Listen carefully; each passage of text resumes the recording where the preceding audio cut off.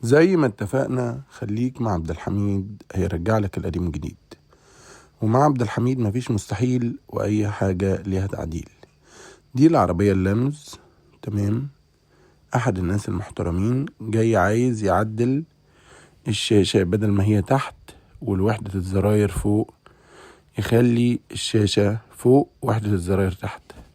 طبعا هو تعديل فيه شغل شوية، معلش الفيديو هيطول شويه. طبعا اللي بيطلع شرار ده المسمار هنشيل، يعني هيتشال، ما فيش حاجه، مش البورده، يعني لحسن حد يجود ويفتكر ان احنا بنجلخ في البورده ولا حاجه. ده المسمار اللي هو بيبقى رابط ورا ده. تمام. واللهم صل على سيدنا محمد. احنا هنا الوحده مربعه، بتاخد في الوحده دوران، علشان الدوران ده هيركب تحت فيطلع البومبي، نفس البومبي يبقى مظبوط. خليك معايا لاخر الفيديو وشوف احنا هنعمل ايه. ومن فضل كل الناس المحترمة، احنا مش عايزين تجويد، احنا ما بيبقاش فايتنا حاجة عشان يجي حد يقولك في شرار مثلا بيطلع في العربية، يجي يقولك اصل مش عارف ايه، يجي يقولك اصل انت كده بتجلخ. طب مش ممكن كده البوردة جوه تبوظ؟ طب ما كده ممكن مش عارف تخشها ايه، او ممكن الكلام ده كله مش محتاج تجويد. احنا بنبقى واخدين بالنا من كل حاجة. تمام. في الفكرة كلها ان انا عايزك تتفرج تستفيد، مش تتفرج تيجي تعلمني، مش تتفرج تيجي تقول لي معلومة. انا مش محتاج من حد معلومات، انا محتاج الناس كلها ربنا يكرمها وتستفيد. اللي عنده بقى معلومة جديدة يفيدنا بيها اهلا وسهلا، طبعا نستمع ليه وزي الفل. انما بيقول رأيه كبيعلمنا، احنا شكرا ليه ومش عايزين نتعلم منه حاجة، بما اننا عارفين احنا بنعمل ايه الحمد لله. هل ان احنا احسن ناس؟ لا، كل الناس احسن مننا، احنا مش فارق معنا. بس لما تيجي تتعلم او تجود، جود على نفسك الاول. انت مش هتعرف تعمل ربع ده. تمام. ده معناه ان انت مش لا، هي مش شغلتك بس، لكن انا بعمل ده عشان تبقى شغلتك، وعشان برضه يبقى كل واحد ليه خلفية. الكلام ده لكل الناس المحترمة وحبايبنا، ان احنا النهاردة بنعرض ده، والعرض والشرح والكلام ده كله. احنا قناتنا قد تكون قناة تعليمية اكتر من انها ان انت تيجي تعمل عندنا الحاجة، والكلام ده عشان كل اخواتي في كل مكان صناعية او في اي حتة يعني. طبعا التابلو ده احنا هنقطع منه، بس لسه هتشوف واحدة واحدة. اما بالنسبة للشرح الجميل او الكلام ده عشان الناس تستفيد، الناس المحترمة اللي عايزة تستفيد. اللي مش عايز يستفيد ده يخليه في حاله، ولو عنده كلمة طيبة يقولها، ما عندوش يخليه في حاله. تمام. النهاردة يا جماعة دي العربية اللانوس. تمام. احد الناس بيبقى، او بعض من الناس بتبقى عايزة تركب الشاشة. احنا بنقطع طبعا، ده مكان الكاب هولدر تحت بنقطعه. هنثبت الكاب هولدر في وحدة تكييف، وبتطلع كلها فك ورباط، وهنعمل لها ودان. كل ده بالراحة، امشي معايا واحدة واحدة وشوف احنا بنعمل ايه. بالنسبة للطابلو احنا بناكل منه حتت بقى كده، اللي هو مش هيبقى فيه ودان هنا عشان الوحدة تخش. الموضوع فيه جهد شوية، بس بفضل الله بنوصل اللي احنا عايزينه كله. والناس اللي بتبقى جايه لي بتبقى واثقه ان انت هتعمل لها الشيء، حتى لو الشيء صعب هم واثقين 100% ان انت هتعمله. وده اللي بيشجعني وبيخليني اقدر اشتغل مع الناس في الحاجه يعني. طبعا احنا بنحاول نظبط الكاب هولدر، عشان طبعا مش هيكون ليه بقى مسامير ولا حاجه، فاحنا هنثبته بطريقه تانية، وهيكون فك ورباط برضه في الاخر. طيب خليك معايا للنهايه وشوف احنا ازاي كملنا الحكايه. ربنا طبعا يوفق الجميع، وربنا يوفق الناس كلها، واتمنى الناس كلها تكون بخير. وطبعا اتمنى كل الناس تستفيد، واتمنى انا استفيد من الناس. دعوات طيبة وحاجات جميلة برضو، كلام طيب زي ما انتم معوديننا ان انتم بتقولوا لنا كلام طيب وكلام محترم. وبشكر كل حد بيدعمنا بكلام طيب او بيقول لنا كلمة حلوة وكلمة طيبة، وشكرا لكل الناس وتحياتي للجميع. طبعا ده احنا مش عايزينه بنشيله، لسه بنجلخ. واما بالنسبة للشرز او الشرز اللي بيطير ده ما يولعش في عربية. الشرز ده يولع في الاستمرار، يعني لو انت شغال في حاجة بقالها فترة طويلة جدا، شرز ممكن يولع في العربية، ممكن يبهدل العربية. عشان بس محدش يجود على الحتة دي شوية يعني، لان احنا بدليل قدام حضرتك احنا شغالين اهو الحمد لله. طبعا هو فوق الكل ربنا الستار، ولكن زي ما بقول لحضرتك الشرز ده ملوش علاقة بانه يبوظ حاجة في العربية او الكلام ده كله. ده شرز عادي جدا وحاجة سهلة يعني، ان شاء الله خير. ده مش معناه ان انت تشغل الصاروخ في العربية، لا، احنا هنا محكومين ان احنا مش هنعرف نشغل الصاروخ الا في العربية. تمام. وبرضه بتكون شغال بتأني وتاخد بالك، وربنا طبعا الستار، بس بالصح وبالمنطق. تمام. فخلينا نشوف، احنا لسه طبعا الوحدة دي فيها تجليخات كتير جدا. هتاخد مني شغل كتير جدا. زي ما انتم شايفين الشارز كده، ده ملوش علاقة يا جماعة ان يولع في عربية. تعال شغل شارز من ده للصبح كده اللي هو الضعيف ده، ولا يعمل اي حاجة الا لو بتقطع في حديد محمل، هو ده اللي هيطلع منك شارز ممكن يضر حاجة يعني. طيب خلينا النهاردة نشوف احنا بعد ما دخلنا بالوحدة شوية كده ان شاء الله نبص الدورانات، ولسه بقى عايزين نشوف الكاب هولدر ده هنلحمه ازاي. خليك معايا للاخر وشوف بقى. احنا هنا قعدنا الوحدة ولسه هنظبط فيها شوية فينيشات كده. خليك معايا للاخر بأمر الله.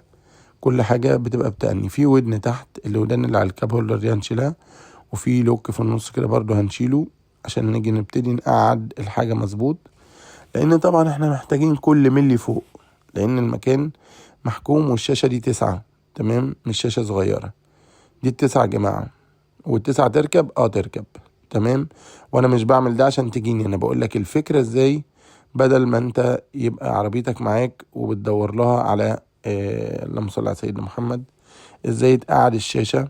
هنا كانت الشاشة مستحيل تقعد على وضعها الطبيعي اللي احنا هنحط الشاشة عليه في الاخر. ليه؟ محكومة جدا جدا جدا. انا اكلت من هنا ومن هنا ومن هنا عشان اقعد الشاشة، وانا جايب لك كل تفصيلة عشان تستفيد صح او تعرف ازاي تقعد الشاشة صح. الاضافة الاخرى ان انت ما تقعدش الشاشة الا كل حاجة مظبوطة في مكانها وكل حاجة مترتبة. طبعا ده هياخد شغل شوية، معلش انا مطول عليكم بالفيديو، بس والله انا عايز افيد الجميع بس افادة صح. احنا هنا بناكل بقى كمان في الوحدة من فوق. اهم حاجة في كل ده تاخد بالك لما تبقى شغال بالصاروخ وبتظبط حاجة او بتشتغل فيها هاند ميد، تاخد بالك ان انت الصاروخ ده ما يخطفش منك اي حاجة يبوظ الشكل او المنظر العام اللي هو انت شغال عليه، بحيث ان انت اما تيجي تعمل تصلح ما تضرش. تمام. فان شاء الله زي ما انتم شايفين كده بفضل الله هنوصل للنهاية الكويسة في الاخر. هو طبعا معانا فرق كبير لسه، هناكل من هنا شوية ومن هنا شوية وبنظبط لحد ما نوصل للمرحلة الصحيحة يعني. الاضافة الى ان انت هنا مش بتاكل من حاجة واحدة، انت بتاكل من كذا حتة، فهتفضل شغال معاها بتأني واحدة واحدة عشان توصل للحل اللي انت عايزه. تمام. بفضل الله هيطلع زي الفل وجميل. الشاشة راكبة في مكانها، وحدة التكييف راكبة في مكانها، كل حاجة راكبة في مكانها وبشهادة الشهود. وطبعا صاحب العربية الحمد لله احنا بسطناه زي الفل ومفيش اي حاجة. والحمد لله اللي بيجي يعمل عندنا شغلنا انتوا الحمد لله ما بتشوفوش كومنت عكسي الحمد لله، لانه ملوش عندنا كومنت عكسي، لان الحمد لله احنا بنراضي الناس بكل المقاييس. وبرضه برجع واقول ان انا راجل بتاع قطع غيار، دي مش شغلتي، انا بحاول اراضي الجميع، ولكن انا راجل مخترع مبتكر في كذا حاجة كده الحمد لله ربنا رزقنا بيها. وزي ما ربنا رزقنا ومن علينا بالفكر والصناعة والطريقة والحاجات دي كلها، بنحاول نشرح للناس كل حاجة. اما بالنسبة للمادة اللي احنا برضو هنشتغل بيها، حبيت اقول للناس البدائل: برادة تيل، برادة حديد، برادة نحاس، طفي سجاير، دي البدائل. واللي عايز شوية مني يجي ياخدهم، انا عنيا ليه لو عايز شوية لعربيته. اما بالنسبة اللي عايز يشتري بالكيلو برضو موجود، عشان ما نبقاش احنا قصرنا مع اي حد في الدنيا، لان كل الناس على راسي طبعا، واحترم كل الناس، وتحياتي وتقديري لكل الناس المحترمة. تمام. فالنهارده يا جماعه زي ما انتم شايفين احنا طبعا هنفك الفريم ده عشان هناكل من الفريم شويه برضو، هنشيل ودانه وبعد كده نعمل له ودان صاج هتكون امتن من ودانه الاصليه، عشان ما حدش يقول لك انت شلت الودان. لا طبعا احنا بنعمل ودان صاج واقوى، وكل حاجه بتبقى بالطريقه القويه والسيفتي العالي. ليه سيفتي عالي؟ عشان الزبون لما يمشي من عندك يكون ماشي مبسوط ومرضي، وكمان لما يجي يتعامل يفك حاجه كهرباء يصلح حاجه يبقى عنده الحاجة فك ورباط كما كانت. يعني خلي بالك من حتة ان واحد ممكن يجي يعمل ابتكار او اختراع او تأليفة كده ويقوم لازق ولاحم وحاجات من دي. طبعا احنا هنا ما بنشتغلش بالكلام ده، احنا بنشتغل فك ورباط بحيث ان انت تكون زي الاوريجينال. عشان كده بقول لك خليك مع عبد الحميد، ده هيرجع لك القديم جديد. احنا ما بنصلحش، احنا بنرجع الجديد. الشاشة ما شاء الله زي ما انتم شايفين اهي ركبت في مكانها كده. ده المبدئي، لسه بقى هوريكم النهائي، والكاب هوردر شغال وكل حاجه شغاله وعاملين ودان ورابطين وكل حاجه تبقى زي الفل. اصبر عليا هوريك في الاخر احنا عملنا ايه. هنا احنا في ودن هناكلها برضو هنشيلها. زي ما انتم شايفين كده الكاب هولدر شغال، ودي سوسته بقى بيبقى طريقته كده يعني. تعال نشوف بقى، احنا هناخد بروفا نعلم عشان فنثبت على المظبوط. نعلم بالقلم كذا علام ونمسحه في الاخر مفيش مشكله، بس عشان تطلع الحاجه مظبوطه او متعلمش علام واحد ممكن يخونك، ممكن يطلع منك بشكل مختلف. ولكن لما بنعلم 3 مرات كده او 4 عشان يبقى كله مقابس على بعضه وكل حاجه مظبوطه. طبعا اللحام بيكون بسيفتي وبطريقه قويه جدا، واجمد حاجه بفضل الله، يعني مفيش حاجه هنا مؤقته، كل حاجه سيفتي نهائي. بالنسبه للناس زي ما انتم شايفين، احنا مهم قوي نطلع الشغل مظبوط. زي ما قلت، الاتقان في العمل وطولة البال هي اللي بتوصلك للمرحله الجيده. طبعا احنا كل اللي بناخد بروفات، لسه بقى النهائي هوريهولكم في الاخر ان احنا ربطنا، ان احنا طبعا هنربط بودنين من فوق، هنعدل ودان، وهنربط ودن من تحت عشان بيقلب، فلسه طبعا برضو. خليني اقول لكم في الاخر احنا بنعمل ايه. الاضافة الاخرى، دايما اللي يتكلم ما يسيبش الموضوع والفكر والابتكار والمجهود اللي بنعمله، وافترض ان احنا عندنا غلطة، تسيب كل حاجة وتعلق على الغلطة. افترض يعني ان ده موجود، مع ان الحمد لله احنا ما بنعملوش. لان عملنا ودانا اهو، ربطناها في الوحدة، وده نصاج عشان تربط. بعد كده فك ورباط زي ما انتم شايفين، هي هنا ربطت في الوحدة نفسها، ربطنا ودنين تمام. دول انت بتفصلهم صاج او بتفصلهم انت تمام. وبرده بالاضافة الى لو استلس يبقى احسن، عشان لو تكييف لو بتاع ما فيش حاجة تصدي زي ما احنا متعودين. اما بالنسبة الشاسيه الصاج جوه هود ولا لون ولا حاجة، ومصدي برضه، بس هو عاملينه حديد تمام. خليني اقول لك ان احنا بعد ما ثبتنا هود الكاب هولدر تمام، والوحدة تمام ركبت في مكانها، والكاب هولدر شغال. بس خليني اقول لك بقى الايه، ان احنا هنفك تاني وتالت عشان نثبت من تحت بقى. بص هو بيقلب ازاي، هوريك دلوقتي ان هو من تحت بيقلب تمام. فده مهم جدا برضو نعمل له قاعدة من تحت، ودي هنعملها تربط اهو. احنا بنركب هنا كليبس صاج اهو، بنلحمه ونثبته بالمادة بتاعتنا، وهنربط ونقرط قدامك، ولا اي حاجة ولا في حاجة تشيل من مكانها. بس خليك فاكر ان لازم بالك يبقى طويل، ولازم تكون صبور، ولازم يكون عندك يعني اللمسة الفنية، وتكون انت عايز وحابب الشغل ده. طول ما انت حابب الشغل، طول ما انت هتعمل احسن حاجة تمام. بياخد مجهود وبياخد تعب، بس انت بتفرح في الاخر ان انت عملت حاجة جميلة، وحاجة ما كانتش بتتعمل عملتها، وكل الناس بتستفيد منك، وانت بتستفيد من الناس بالدعوات الحلوة والكلام الطيب الجميل.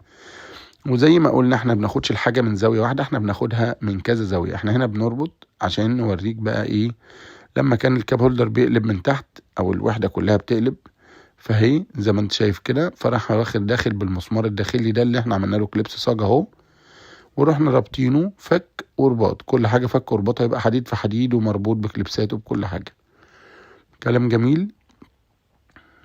هنشوف بقى ان احنا هنثبت، لسه هنعمل ودان للفريم فوق، وبعد كده هنثبت الفريم الفبر ده فك ورباط. وبرضه هتقول لي الشاشة هتركب ازاي. الشاشة بتركب كابس تمام. الشاشة دي بتخش في دبل فيس كده سنة صغيرة تمام، ومن الجنبين، وخلاص الشاشه ثبتت وزي الفل وزي الحاجه. لما تيجي تطلعها بتطلعها بالراحه، برضه الشاشه طلعت وزي الفل.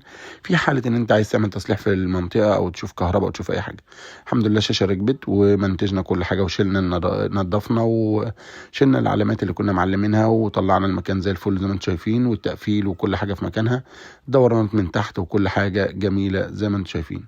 طبعا زي ما انا قلت لكم، استنونا طبعا في فيديو جديد وفكره جديده وحل مشكله جديده، وتقولوا لنا رايكم ان كل حاجه رجعت على بعضها. انا بصور العربيه عشان اعرفكم ان العربيه لانوس، وبعد ما بيجي تراب، بيجي اي حاجه من شغلنا، بننضفها بنمسحها. برضه ده مهم جدا ان انت تكون صنايعي شاطر ونضيف، والفينش بتاعك زي الفل. ودي اهم شغلانه، الفينش زي ما انتم شايفين، والدورانات وكل حاجه اكنها بتاعتها اوريجينال، واكنها نازله كده. ده مهم قوي تاخد بالك منه. طبعا زي ما قلت لكم، استنونا طبعا في فيديو جديد وفكره جديده وحل مشكله جديده، وتقولوا لنا رايكم بصراحه. وانا بعمل ده عشان كل الناس تستفيد، ومش ده مش في اللانوس بس، في اي عربيه تتعدل، واي حاجه تتعدل، واي حاجه ليها حل بفضل الله. والى اللقاء، تحياتي للجميع.